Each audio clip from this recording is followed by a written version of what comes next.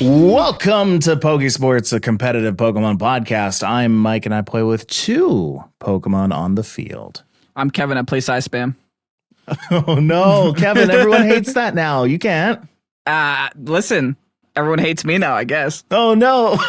I play Size Spam. I wear a Dozo shirt. I'm just the worst human. Wow, Kevin, what have you done? You are creating an image for yourself right now. Oh, my goodness. Ladies and gentlemen, welcome to Pokésports. It's a new week, and we're feeling really good because I'm off of probably what is the most interesting weekend of my competitive Pokemon career so far. And I'm very emotional about it. So, I mean, big round of applause for me. For me. Where's the applause? Emotional Michael. I just pressed the applause button, and the applause wouldn't happen. Oh, wow. Oh, wow. People said we're a professional Pokemon podcast on Twitter this week.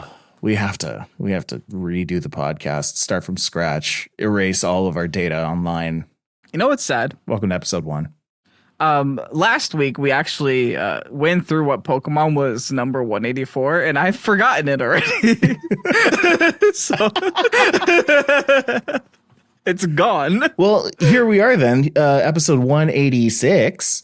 Do you want to go and guess what 186 is? How did we go from 184 to 186? Because you forgot about 185. Did we have? Correct. Yeah. Okay. Do I want to guess what 186 is? I mean, what better way to start a podcast? Of course. The podcast where we actually have almost too much to talk about we're adding this filler in. It's Absolutely. all good. Yep. For Girafarig. Girafarig. Okay. I'll go with Steelix. I feel like I've gone with Steelix before, but here we are anyway. So we're looking at Pokemon 186. Oh, here we go. It's a frog. Politoed? That's right. Oh, okay. That's relevant, I guess. Politoed is currently allowed in Regulation E. Yeah, you know. Ladies and gentlemen, this podcast is brought to you by us. It's Pokésports. You might have noticed that we don't usually have ads on Pokésports. We, probably less than 1% of the Pokésports podcast has had ads on it. And that is largely because, one, I don't know, but also because we have a Patreon. And our Patreon is patreon.com/Pokésports, where on it, you will have access to so many different things. You've got the League. The League is our monthly tournament where we, get duke it out. We get the community together. We play around. We have some fun with the current regulation. And at the end of it, the winner wins a shirt. Sign-ups are right now, too. Sign-ups are right now. I might join this time around. So if you want a chance to battle me and get your butt kicked. So will I, actually. And this is my wedding month. So we'll see how that turns out. This is your wedding month and your Toronto month. Yeah, it's happening. It's happening. I'm getting into competitive, man. What can I say?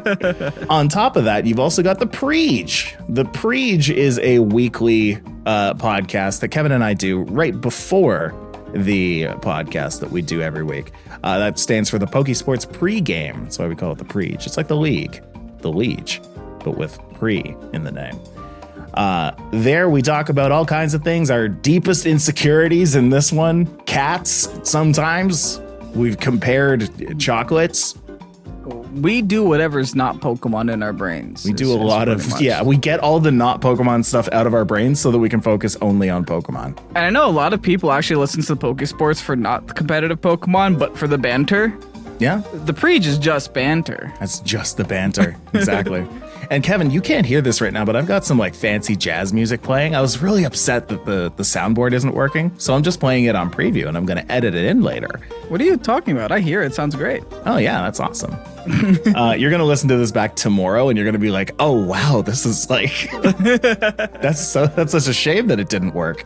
And then, of course, we've got the ranked tier with some extra content. If you're into the Pokésports videos and you want all the other stuff that's going on, you can go and sign up for the ranked tier where Kevin and I put out new videos.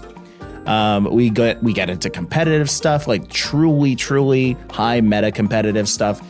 Kevin's shown off a bunch of his tournament winnings. I've shown off a bunch of Regulation E content so far, using a team that was created for me.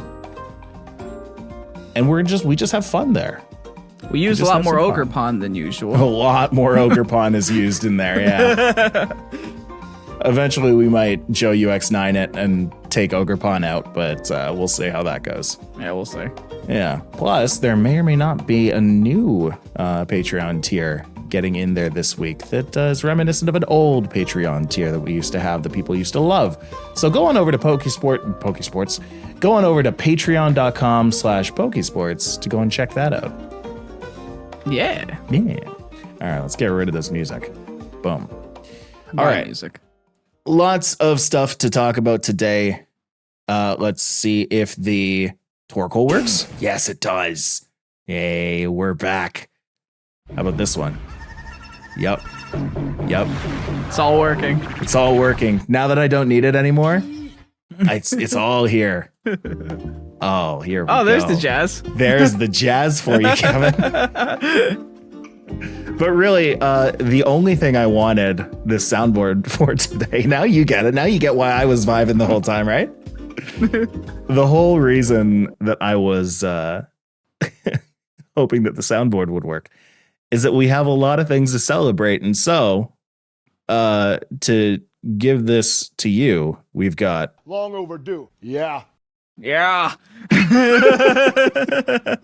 I have no idea about LA Knight. I'm not a wrestling fan. I'm not an AEW fan. He's WWE, but close. I'm not. See? And there you go. Named the wrong company. Yeah. Whatever. Yeah. Pokésports. Yeah.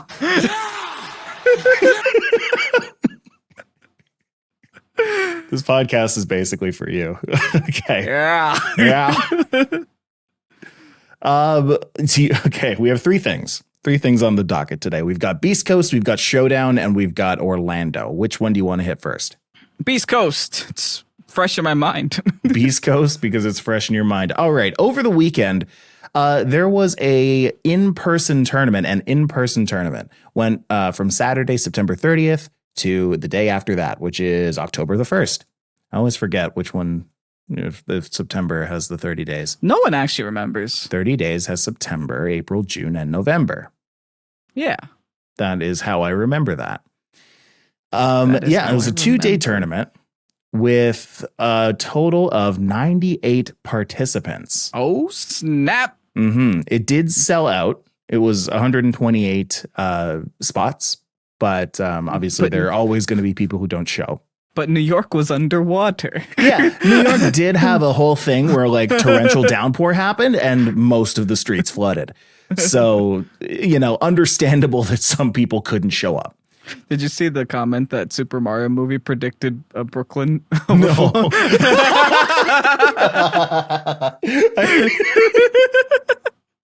That movie did totally take place in New York City. I mean, yeah, I guess. Excuse me, New Donk City. Yeah. Sure, it happened in New Donk City. Oh my gosh, yeah, that's hilarious right from the beginning. Now, okay, 128 people signed up, 98 people showed up, which is amazing post-flood. I will say on the day that it happened, on the Saturday, there was, no flood to speak of. It was like it never happened. But the flight damage had been done. Some people couldn't make it. Big shout out to Moxie Boosted, who was going to be there, but could not. We pour one out for you, but that seems insensitive since the Clouds poured one out for Moxie to not be there. Yeah, Clouds poured out plenty. All right. I have usage stats, actually, because this tournament was hosted on Limitless, which is proving more and more to be a fantastic place for people to have in-person tournaments, as well as online tournaments. That rocked. That absolutely rocked. This tournament was put on by Beastcoast, which you may recognize from, the team that houses Wolf Glick and James Beck, as well as a series of other very popular Pokemon names. Those two that I just named were there at the tournament. They weren't there to compete. They were there to commentate, as was I. And me, kind of. And you kind of. You showed up in the mornings, and you know I what? did. I love that you did that. I made it there. You certainly did. I put the headset on, I took a photo, then I put the headset down, and I got off the couch.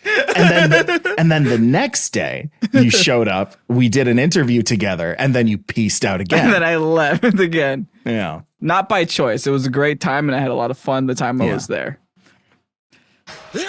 Yeah.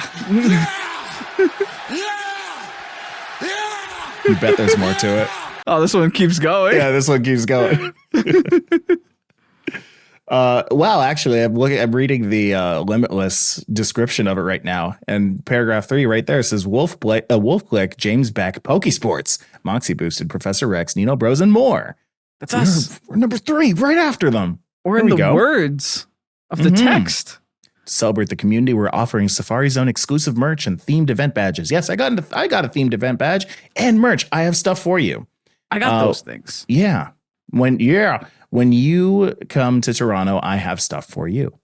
Mike's holding it hostage, so I have to go. Yeah, exactly.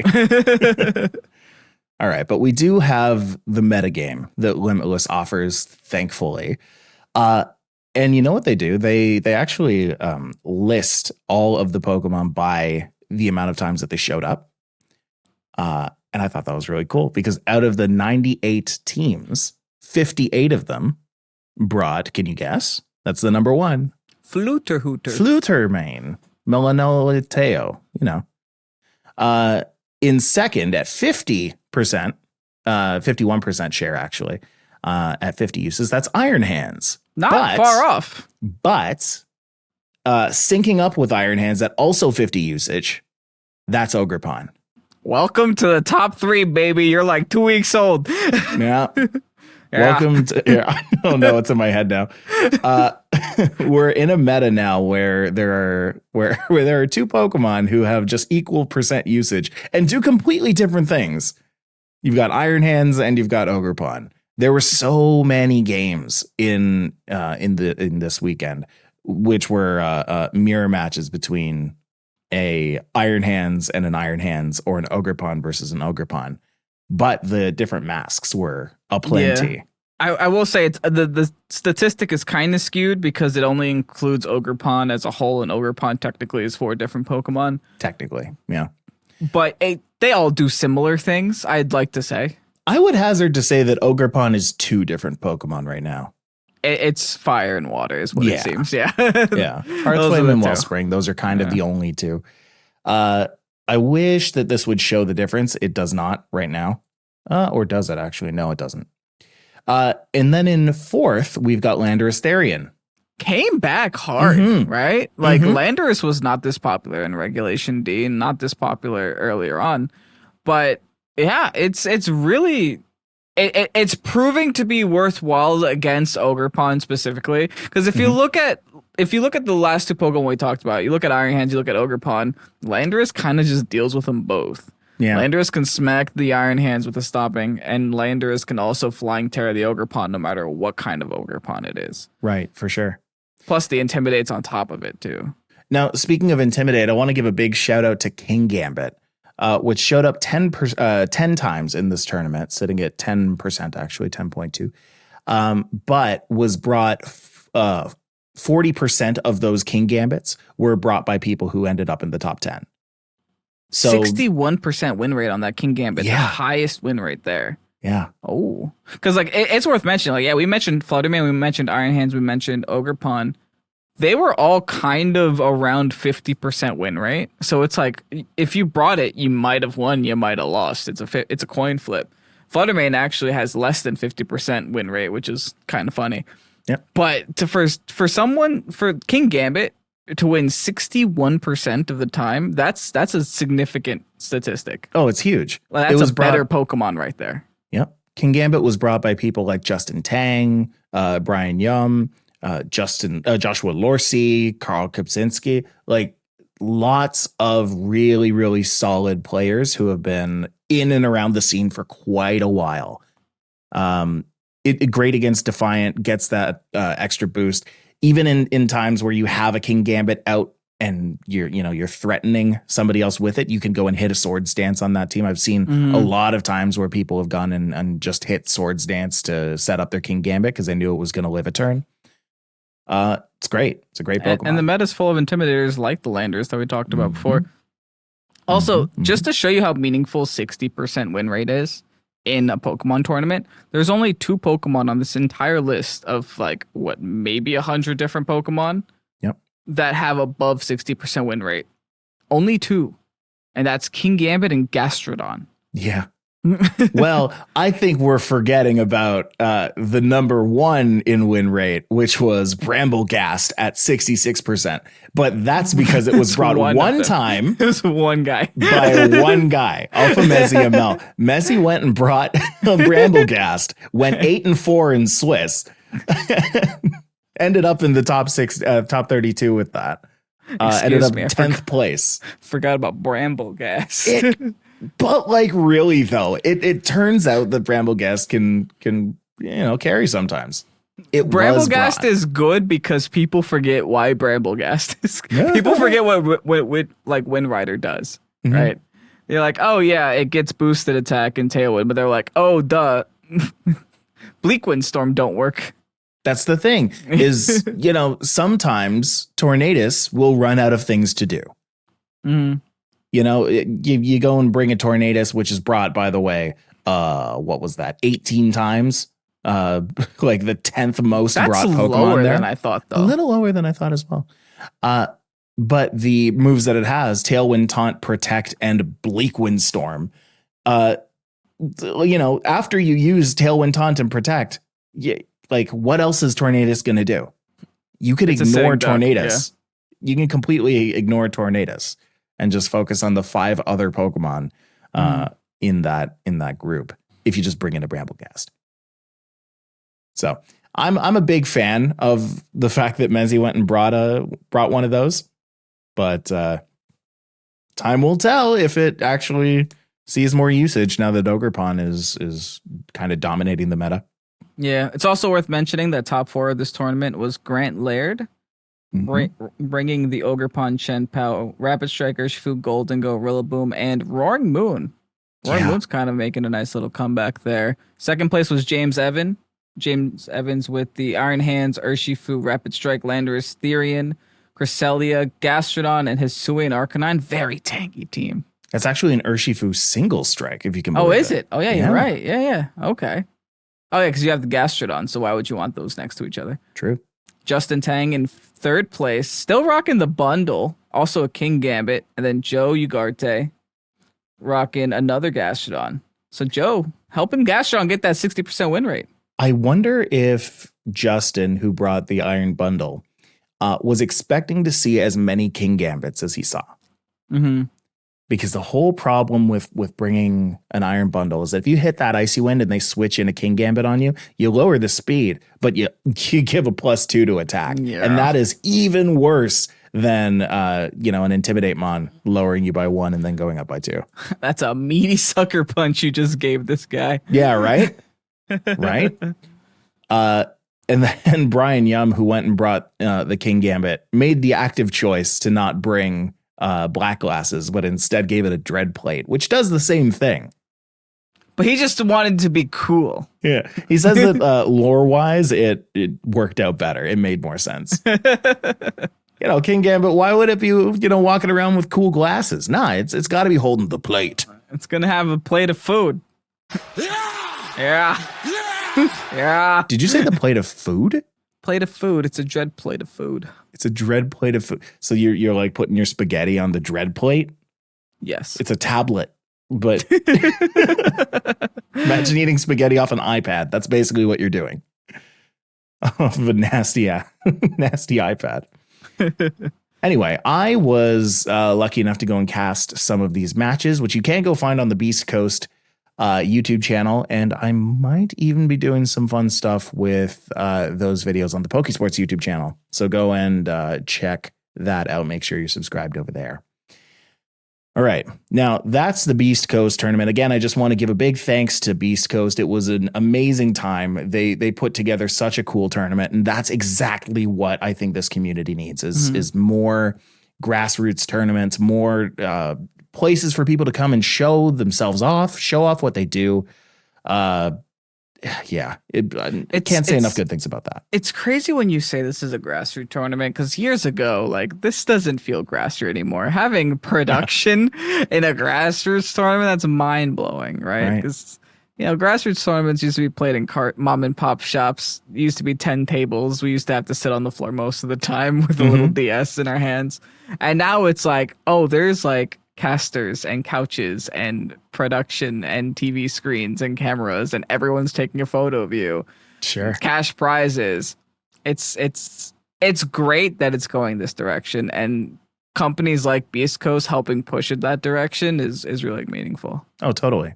Now there's a whole like spectrum of grassroots, right? Yeah. For an organization like Beastcoast to put on something like this with, all the bells and whistles to it, that can still be considered grassroots. There's a lot of good merit in that, but I'm not discounting. I don't want that to be misconstrued that like the mom and pop shops just kind of opening up, 8 people to come in and go and have fun for a day. Like that's important too. That's important too. Will it get as much coverage as the things like Beast Coast? No, but there is a lot of merit to that. So if you are one of those people who hosts those kind of tournaments, good on you. You are also helping the community. You're doing a great job. But yeah, this Beast Coast thing was sick and it's amazing. No bad things I can say about that. There's a lot of things that they can improve on, and I know that they know about a lot of the things that can be improved on. But I think it was positive enough for them that they'll just want to keep on doing it. It's all part of the experience. It's all part of the experience. Exactly. The one thing they can improve on is having me on next time casting too. That's the one thing I think they could do a lot better. The one thing they can improve on I make is it sound Kevin, like I make it sound like they didn't want me there, but they asked me to. I just wasn't able to. Right. The one thing they can improve on is giving me more vacation days. Please. All right. Next up, we've got a ton of updates for Pokemon Showdown. They've been cooking. Okay, Pokemon Showdown's been cooking, and they have finally started to roll out some of those really interesting things that they've been working on over the past little while, and we're here to talk about them. Now, let's start with, there are 2 things here, actually. We could get into usage stats for singles right now, or we can get into the big change. Which one do you want to get into? The big change, because this is like big change. Yeah, we need the most amount of people to hear about this. This is like something that I never thought would ever happen, and something that the community has been like crying about for a very long time. So since they announced open team sheets, Showdown added the option that if both players agree to it, to share open team sheets. Yes. And before that, there was no real place to practice that beyond Showdown. And if you really wanted to be that guy, you could just keep denying team sheets and you wouldn't be able to get good practice in for actual events. Yeah. Now, thanks to, I believe the Wobblefett was involved. The Wobblefett and Marco Linho. Yeah, shout out to you guys. We now have a Regulation E best of 3 open team sheet ladder on Pokemon Showdown. Yeah.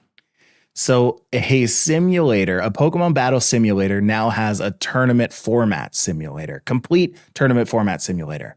Not only that, do they have a ladder for it as well. So if you go and rank somewhere in the top of the best of 3 ladder, it's fairly confident to say that you'll probably do quite well in the format in person as well. What I really like about this, like beyond the obvious, like, yeah, it's really good practice for tournaments and all that, is that before, if you wanted to practice for a tournament, you had to be part of a Discord group that shares secrets with like 5 people, and like those secrets can't let out. This kind of just opens the door to that. Just be like, okay, you can practice for tours and keep it a complete secret. You don't have to play in like little tight niche groups. You can still, and I'm sure they having friends is nice and sharing secrets is nice, but now you don't have to do that. There's another option.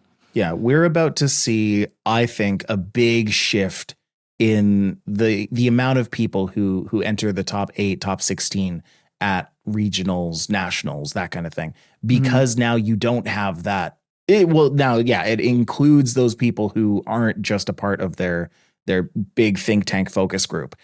Now Showdown is the whole think tank focus group. So Long overdue. Yeah. The one thing that I think is kind of receiving negative press online is that currently it's a little hard to find matches in best of 3 just because less people are playing it.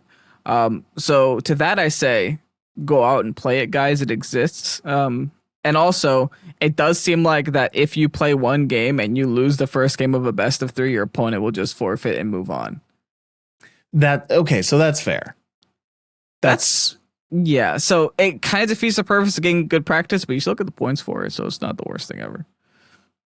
That's interesting. I think, once people kind of get into it a little bit more, we'll start seeing a little less of the first game drop off.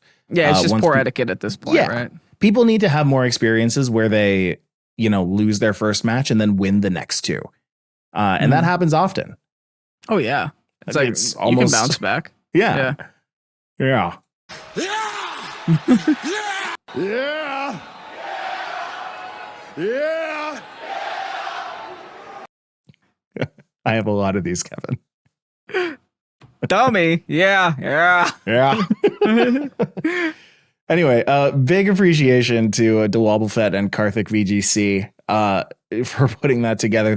It's huge. It's so huge. And again, once people get used to it, once people, stop quitting early, once people get awareness to this and get on Showdown, have their teams built and go and practice before tournaments, it's going to be, it's going to be a wonderful place to go and get practice in.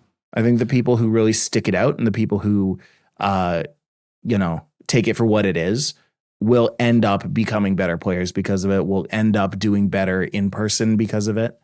I'm excited for it.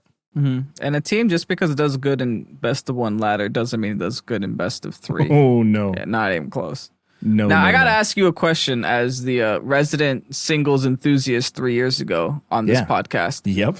What the heck is going on in OU, brother? I'm looking at this list that you posted.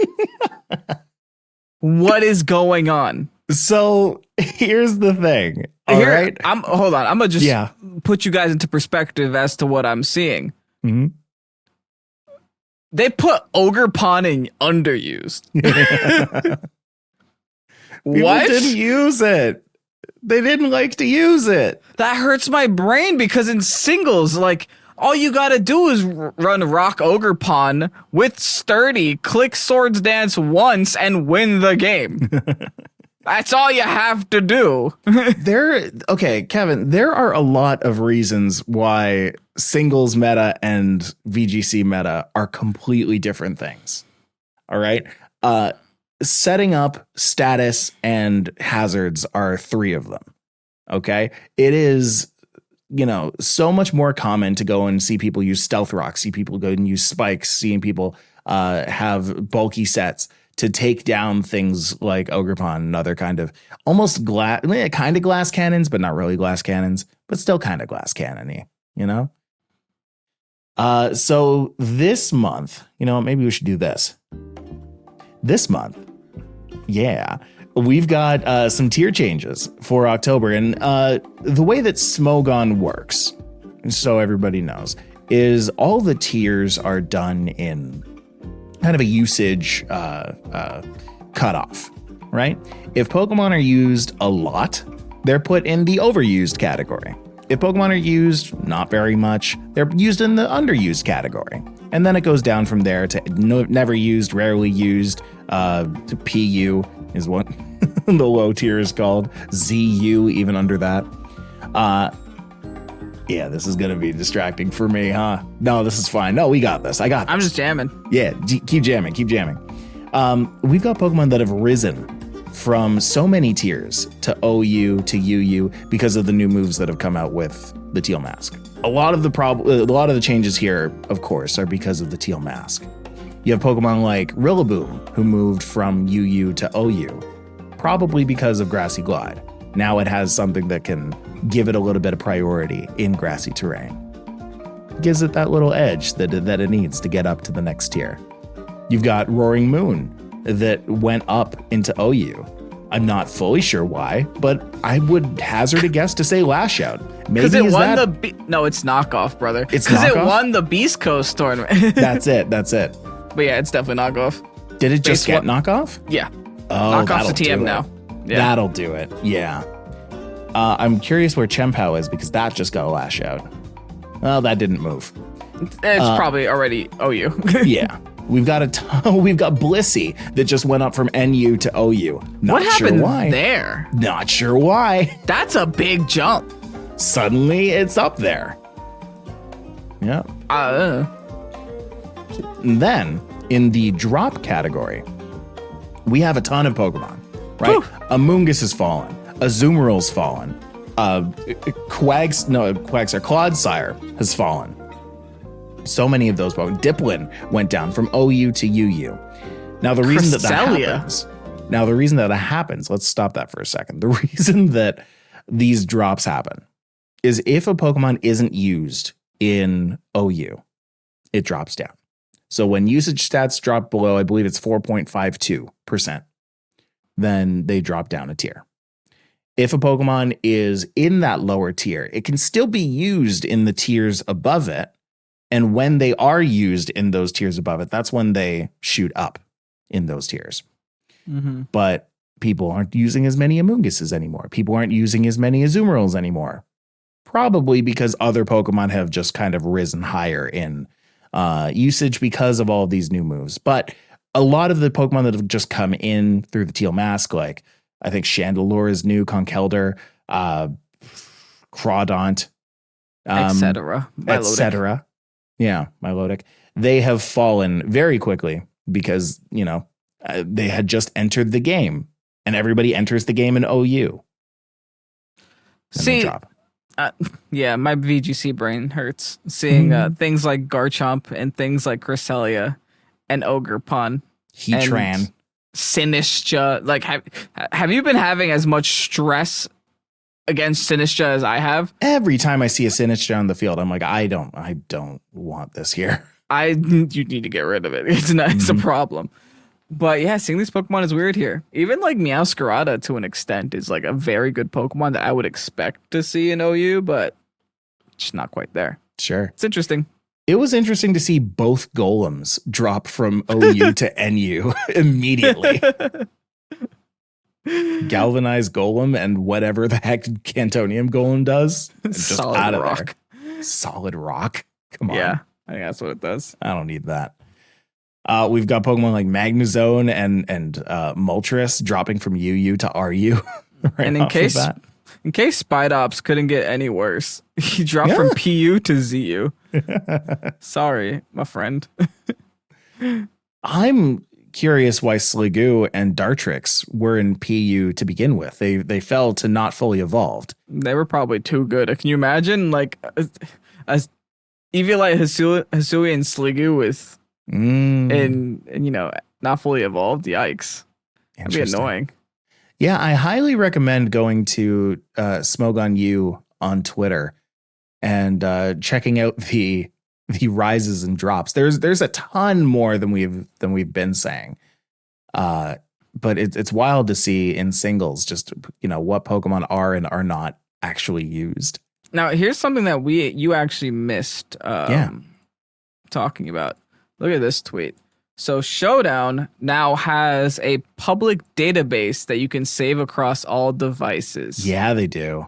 And you can upload a team to that public database and have it and be able to log into another computer and have your darn teams there. That was a big issue for a very, very long time because people, they would go and make their teams. It would save in cookies. Yeah. Yeah. They would make their teams at home and then they would go like to school or whatever. Then they'd go from their desktop computer to their laptop computer and they wouldn't have it. So they'd have to like send it to themselves on Discord or WhatsApp or whatever. And then play it over there. Now you don't have to do that. Now you can take out your phone and it's still there. Yeah, put it in the cloud, baby. Showdown finally has a server. You've done it. Yeah. And it saves up to 200 teams, by the way, which is nuts. Yeah. Yeah. Long overdue. Yeah. Like, I feel like that's a good one for these, right? It's a really good one, yeah. Long overdue, yeah. And don't worry, when after you've finished going and, you know, sending your teams across multiple devices and practicing your best of threes, you're going to be saying, Oh, if you don't mind, I got a match to get ready for. Yeah. when I heard that, I was like, that's it. That's a That's Pokemon going one on. right there. Yeah. Yeah. But don't worry, we've still got good ones like Incredible! I bet it Pokemon battles are full of surprises. I bet it wasn't difficult to find a soundboard for all this. certainly not. It was very easy, actually. I looked up LA Night, all the sounds, and it came up with that. Not holding back! All right. Last but not least for today, we have a breakdown of the mid-season showdown from Orlando. Over the same weekend, there was the MSS, which Harrison of the Game Corner went and competed in. We've Congrats, got 18th Harrison. as well. Yeah. That's Yeah. really good. That's really good. Almost bubbled out of top 16, GG. Bubbled out of CP, no, Harrison. I know the field, don't worry. That's all I've ever done. It's really interesting to see mid-season showdowns because then you'll see like top 8s with names that you have almost never heard before. And it's refreshing, first of all. But it's really cool to see like other people getting appreciation for these things and not just the usual suspects. It's often like a precursor to seeing those names in regionals, in nationals, in worlds, where it's like, where did this person come from? Well, they came from mid-season showdowns. Yeah.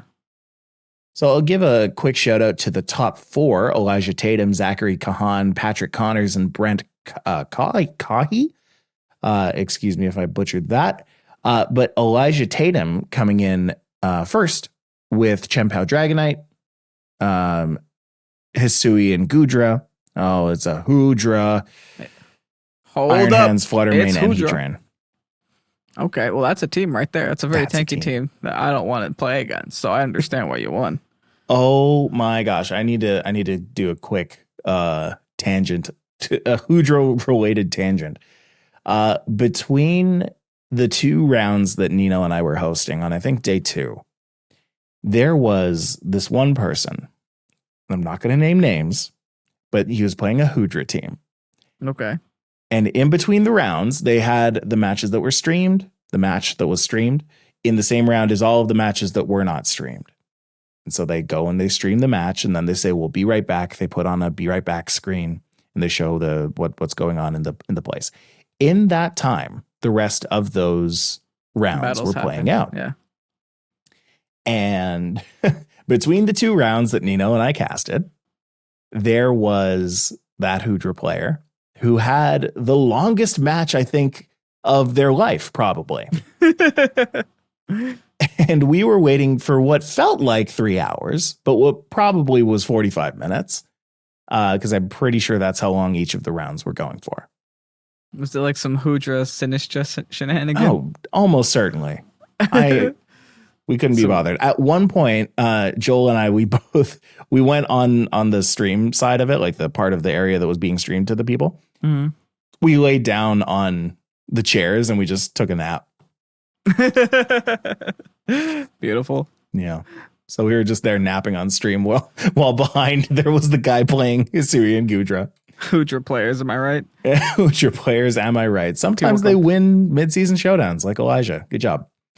Coming in second, we've got Zachary with Tornadus, Ogrepon, Reggie Drago, Farigiraffe, Gyarados, and Golden Go.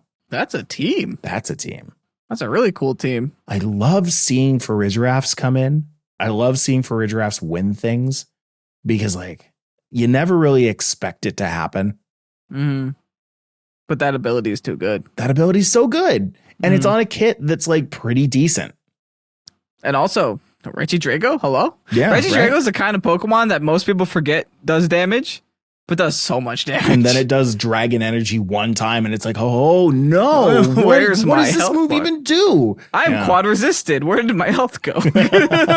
I quad resisted this. What happened? Patrick Connors went in with a Dragonite Chien-Pao, a Fluttermane Ogerpon, a King Gambit, and a Urshifu, which is kind of the team that I would expect in Regulation E. I've seen that team before. Yeah. Like Chien-Pao Dragonite isn't going anywhere for quite a while. It's another high finish for King Gambit though. So I think King Gambit, I don't know, that might be the sleeper pick of the month. Kind of fell off a little bit after Worlds, but it's picking up again, it feels. Right. And then Brent Kai with Tornadus and Landorus, Hearthflame Ogerpon, the other two being, sorry, this one was Wellspring Ogerpon, the other two being Hearthflame, Urshifu, Fluttermane, and Heatran. So again, cool to see the two different types of Ogerpons showing up.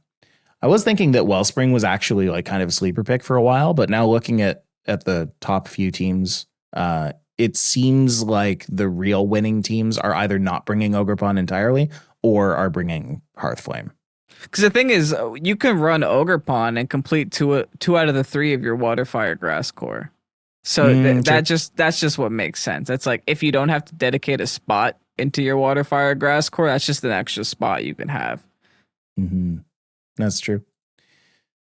Looking here, we've got, actually, that's an interesting one. Hey, thank you to Lupus for providing this for me. I want to say, did Lupus actually put this information together? Either way, we have it. Ogerpon, he went and showed which masks actually showed up at that midseason showdown. Ooh. Which is information that I don't have in other places.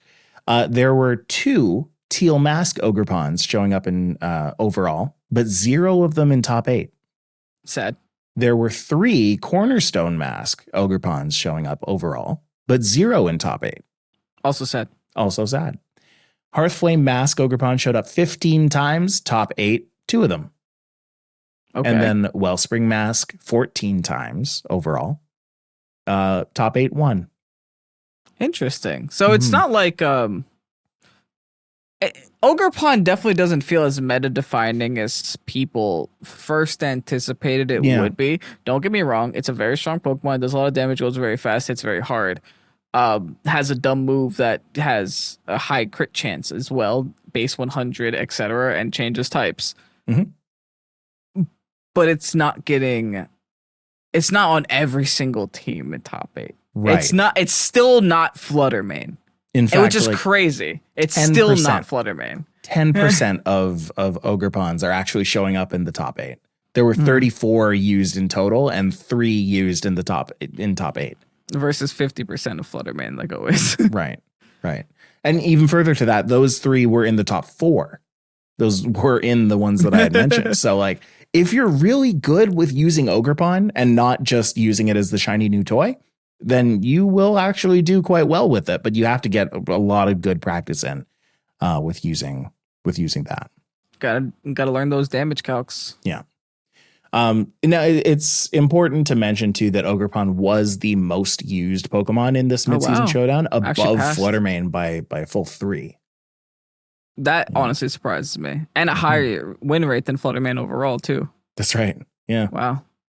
Fluttermane was brought 46% of the time. Iron Hands was brought 41%, and Tornadus down at 40%. This one, Tornadus was brought a lot more than the Beast Coast event.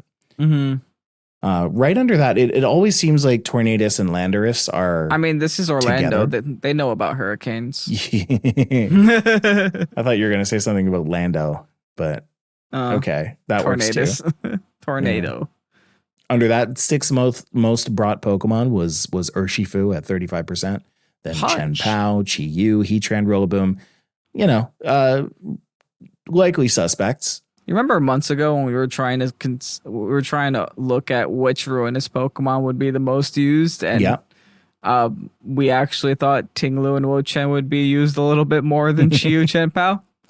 Where are they? Wrong. Where are they? Anywhere? What happened to Tinglu? Like Tinglu fell out Leave it. so hard. Good. Tinglu's the reason I'm not NAIC champion right now. Wow. That's the reason. NAIC champion. That's the only reason was Tinglu. That's the only one stopping me. Oh my gosh.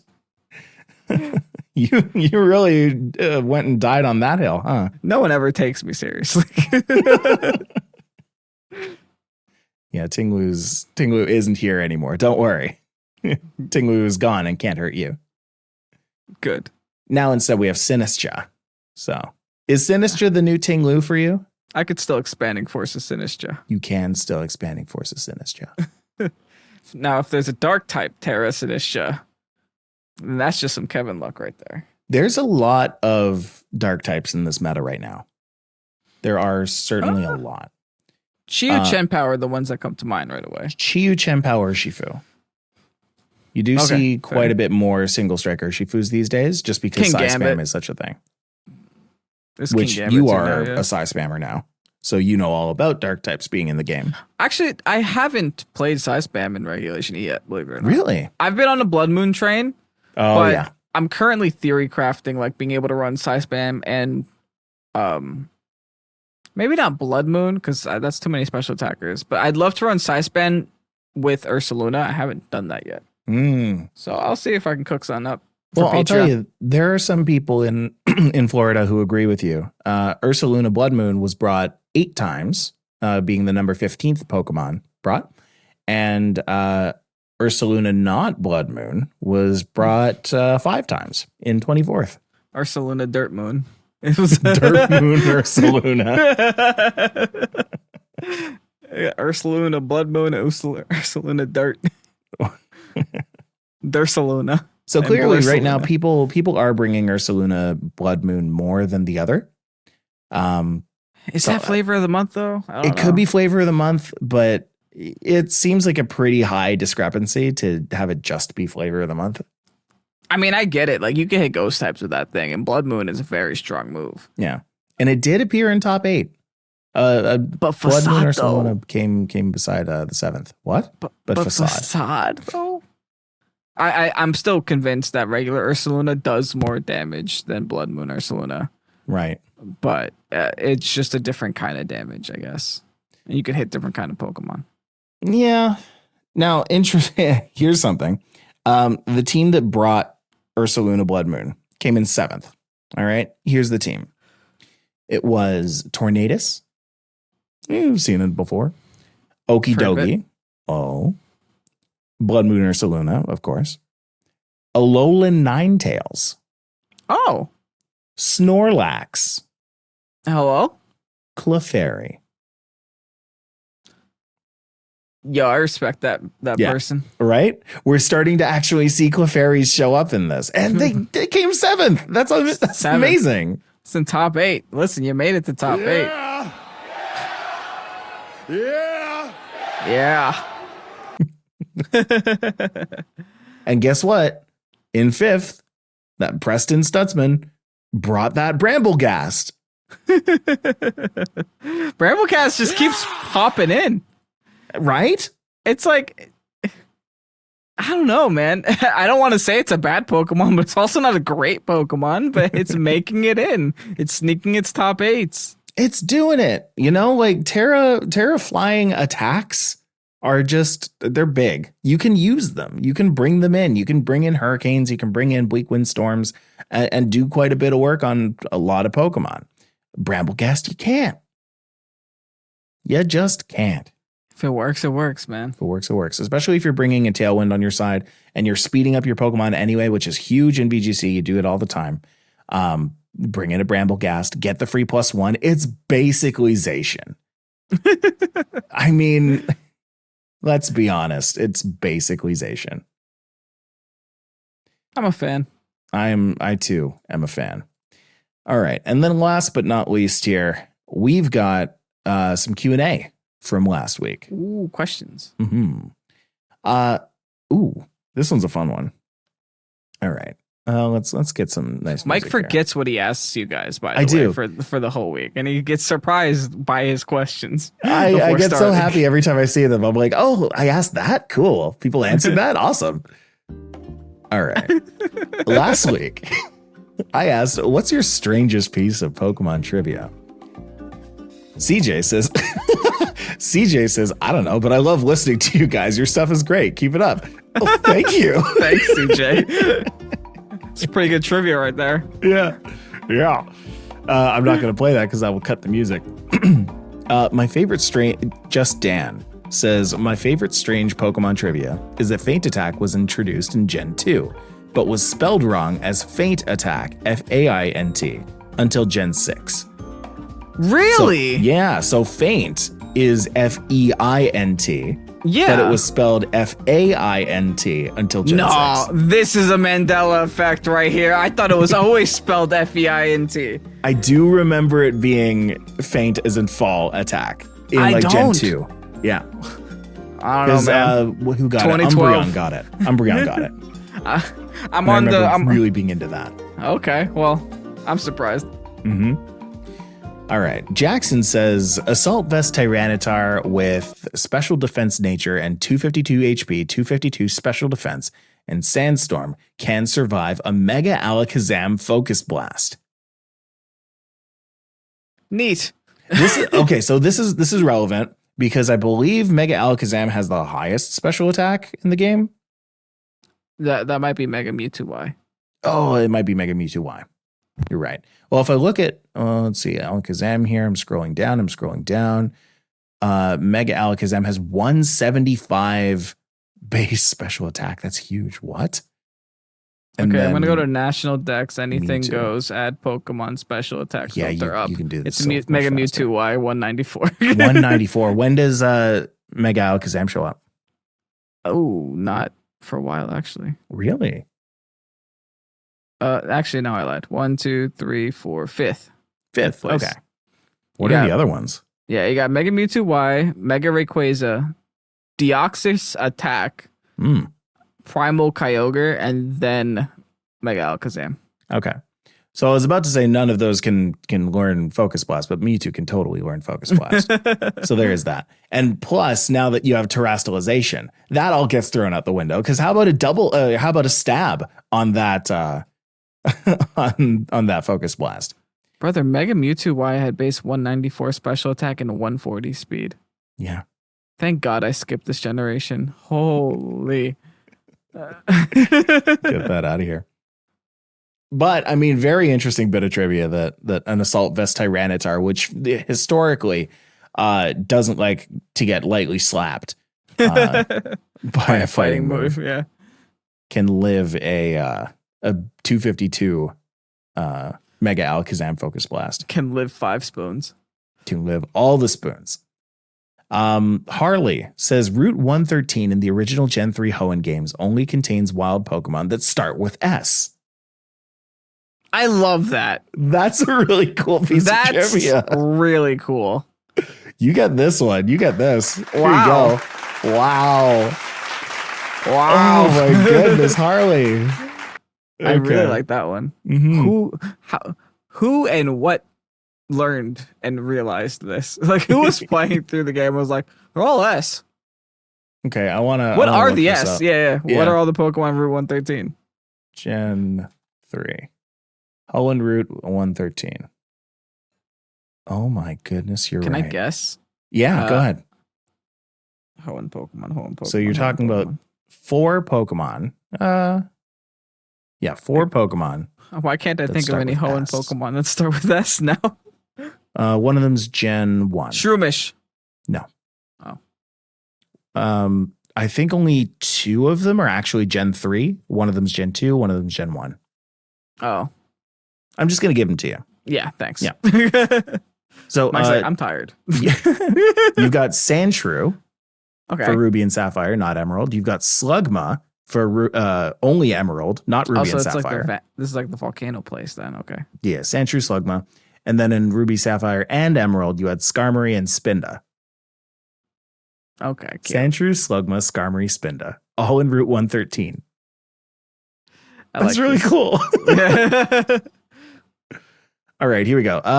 Steiner says, out of all the Pokemon we have in the Pokedex, the Pokemon classified as a legendary Pokemon is Arcanine. What? Oh, Yes, it is. The species is legendary Pokemon. Why do they have that? Why do they have categories?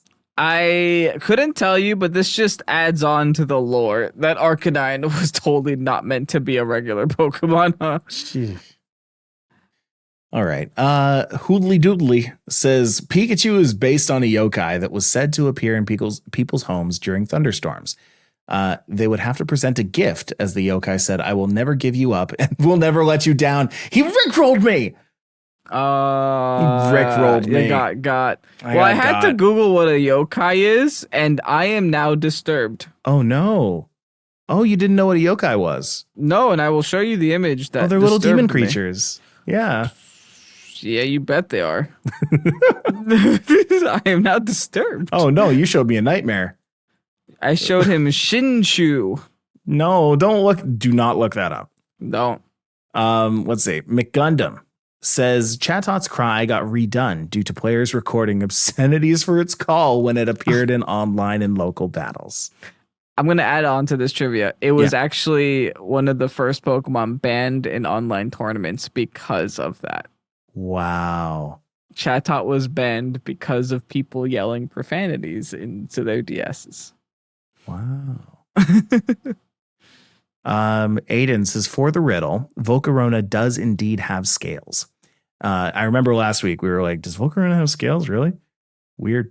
At least as far as its first few Pokedex entries mention. Frosmoth also has the ability Ice Scales, so it is consistent for bugs to have scales. It's not, but sure. Okay. I mean, I guess so. Oh, yeah. And there it is. Mewtwo and Altura came in and said Mewtwo in brackets with a lot of exclamation marks is the Pokemon that holds the record for the longest time in Uber's tier or higher. Mewtwo has been in Uber's since Gen 1 and has never dropped a tier, and hope that she never does. And that makes a lot of sense because Mewtwo is, historically the best one. Yes, it is. It is Mewtwo. It's Pokemon's baby. Mm-hmm. And then funny enough, right after that, Raven comes in with, it's not exactly the strangest, but Mewtwo's whole backstory. If you know, you know, straight up wild. And yes, if you know Mewtwo's backstory. Mm-hmm. The movies do a pretty decent job at explaining it. If you watch the deleted scenes from if you only watch the Western one, have you heard about that? Have we talked about that? Oh, I think so. There's I've forgotten completely. From the Japanese section of the movie, there's a whole explainer as to why Mewtwo is the way they are. Oh yeah, we have talked about this. Yeah. No, I remember. Yeah. There's a whole thing behind it, and they just cut it out for the English side of the movie. I wonder why they do that. It's probably too creepy. Yeah, it is kind of creepy. And then last but not least here, we've got David Prentice, who says, Breloom has stretchy arms. Not really visible in game, but looks sick in anime. Boing, boing. Boing, boing. That's cool. Oh, I guess, yeah, it could jab. Yeah. That's why it's a fighter, because it's got super stretchy gum arms. Pew, pew. Incredible! All right. Credit jab. Now, I think that's just about time there. Thanks for listening to Pokésports. This was a lot of fun. Is that a podcast? That's a podcast. We did it. Yeah!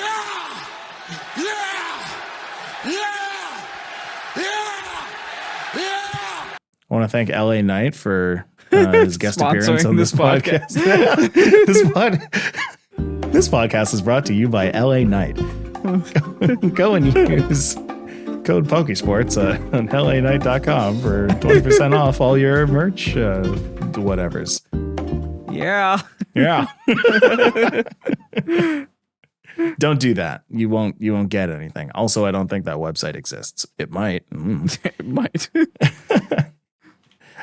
This week we've got a lot of stuff going on the YouTube channel. Of course, we've still got battle videos coming on every day. Kevin, any special mentions for videos that you've got coming up? I actually have nothing planned.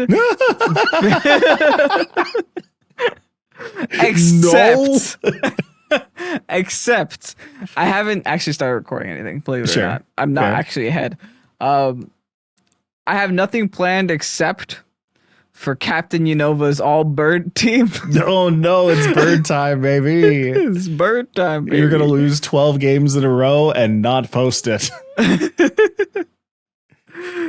It'll be fun. I've got a Polyrath team that I'm working on right now. So sick. Yeah, stay tuned for that. It'll be a lot of fun. If you want to see again some high meta play, go on over to patreon.com. Go on over to patreon.com/Pokésports. Go and check all that out. And you'll have a good time or something. Click some buttons over there. Click some buttons. Go and find some places to click some buttons. Follow us on Instagram at Pokésports Podcast. Follow us on Twitter at Pokésports Pod. And we'll see you next week. Bye-bye. Bye.